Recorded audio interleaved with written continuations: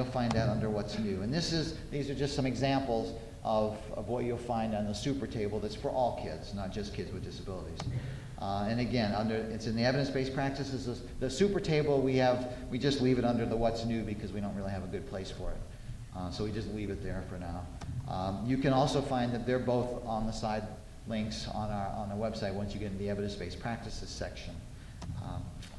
And that's evidence-based practice and predictors for kids with disabilities, the good stuff. Thanks.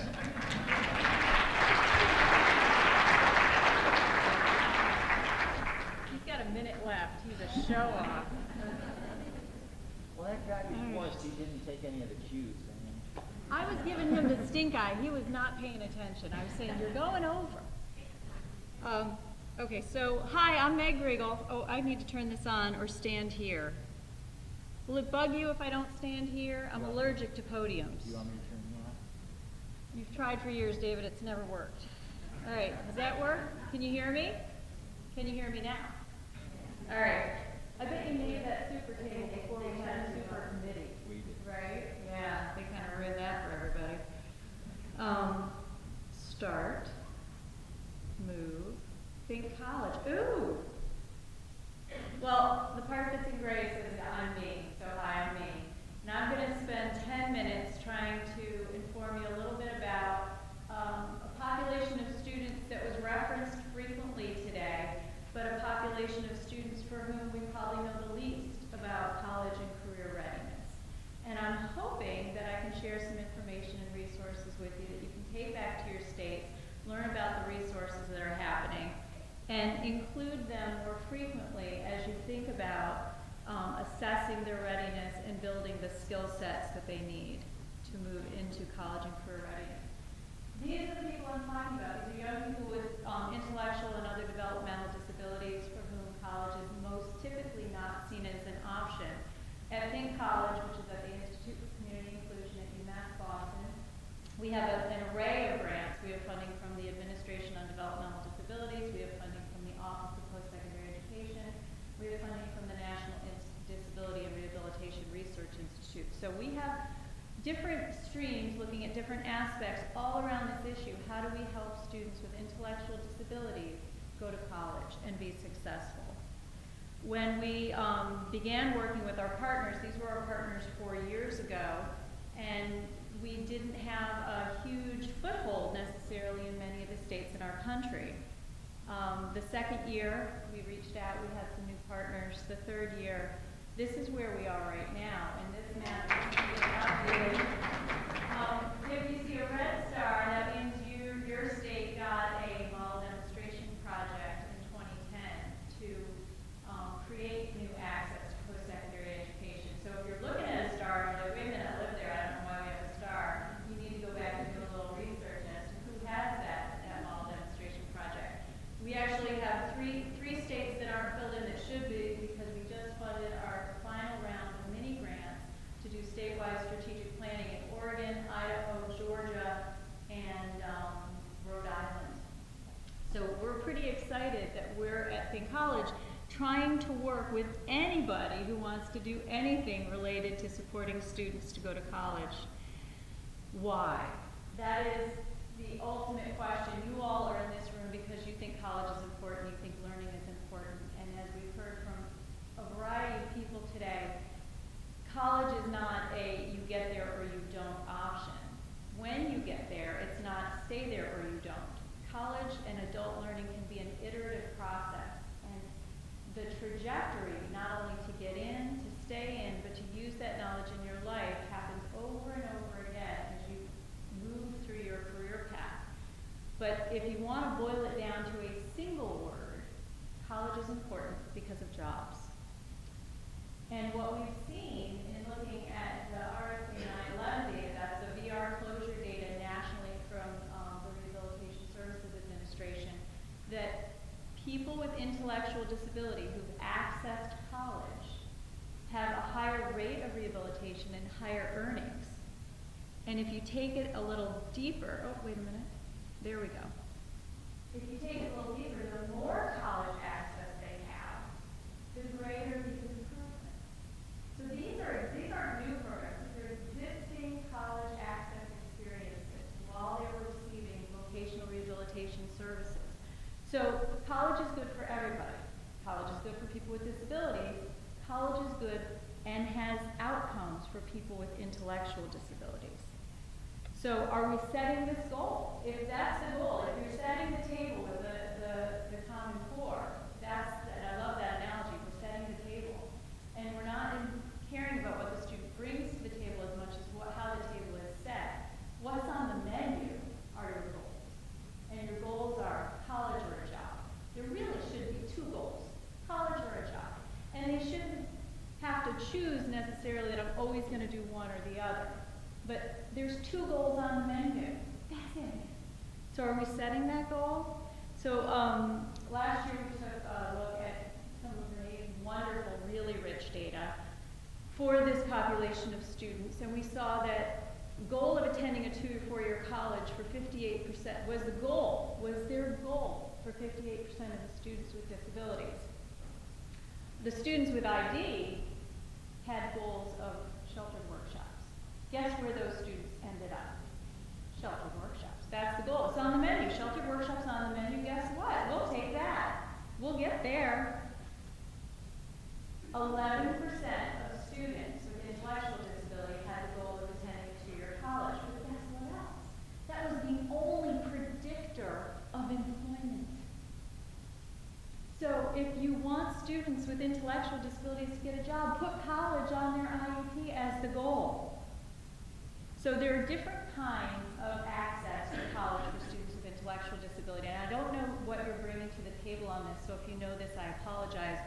But many students in the country are accessing post-secondary ed through a dual enrollment experience as part of their transition program during their final 3 years of their transition services under IDEA. There's a whole other segment of the population who are accessing post-secondary education as adults. You need to know there are two different forms of access. They're both equally powerful. We spent a few years working with a couple of the states in this room following students who access dual enrollment programs to see what kind of outcomes they could achieve. They had very high levels of employment. They earned more money and worked more hours than their counterparts. And the most exciting piece isn't the employment piece. To me, this was the huge get. Most of those students, after accessing college during high school, wanted to have more college. So to me, that is where we can really begin the conversation, let them try it on and move us forward.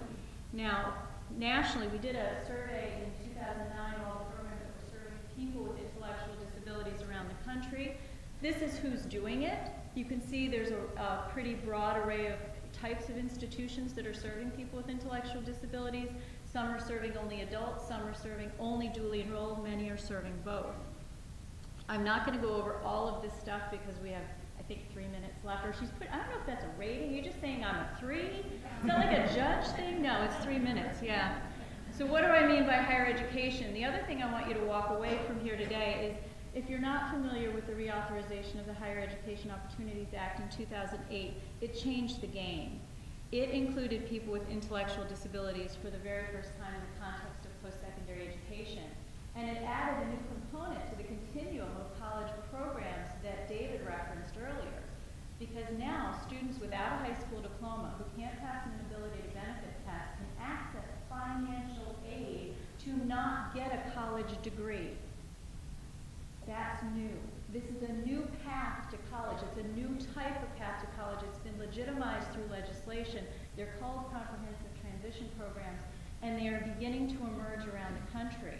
And that's an option to college you need to know about if you're getting people ready for college. You need to know what the landscape looks like at college. In addition to that, and they defined what these programs would be comprised of. In addition to that, the Higher Education Opportunities Act funded 27 model demonstration projects in 23 states that'll be collaborating with 53 institutes of higher education. They also funded a coordinating center. We are the coordinating center for the TIPSs. If you don't, yet another acronym, Transition Programs for Students with Intellectual Disabilities is the short version. We're collecting data on up to 6,000 students over the next 5 years at these different institutions. They're at all different types of college, public, private, 2 4-year technical. In the pilot data, we looked at 507 students, and 8 of the TIPSs were in a planning year. So this isn't the big picture. You can see there was a wide array of types of students, both duly enrolled and adult students in these programs. Community colleges in 4 years as lead participants and partners. There's huge amounts of interagency collaboration, so hopefully we can build our knowledge base around that evidence-based practice. They're taking a wide array of types of courses. A stipulation from Congress was that 50% of their academic experience had to be inclusive. So they're taking real college courses. It doesn't have to be for credit, though. It just has to culminate in a certificate. So these are things you need to be aware of as you're planning people's path to access these options. The employment also, they have to, these are gainful employment programs, and they have to come out of it being able to have meaningful employment. The cool part is 55% of the students who went in this year had never had a job, and now they're in college, they have a job. Yeah, I just got dinged. I'm taking David's extra minute though. They've never had a job, and I know for a fact some of these students would have been in sheltered workshops had they not had the option to go to this TIPSIT and take college classes and get a paid job. So having options is important. So we're going to learn a lot from the TIPSITs, I hope. These are the big questions I'm going to leave you with. How are we getting people to become more aware that these expectations have to start earlier? How are we building this into our middle school, elementary school, pre-K? We just started a new middle school site at the Think College website to help middle school students think about the option of college.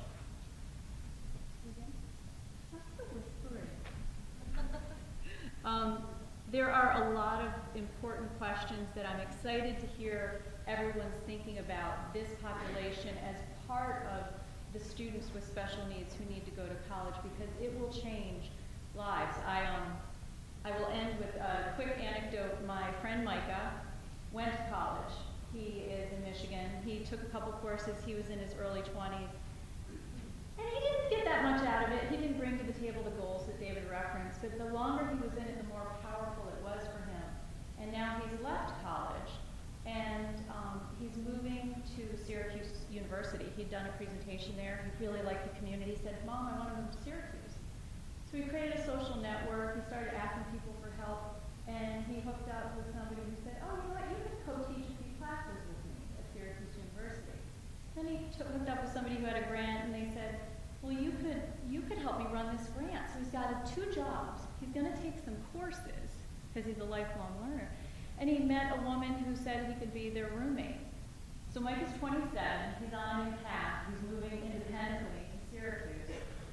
And to get ready for him to go up there, his mom had to dig up some old paperwork so he could get services. And she found his IQ score. It's 40. He's going to co-teach at Syracuse University some classes. So remember that. Think about him when you're looking at your students now. Who they are now is not who they can become. So that's it.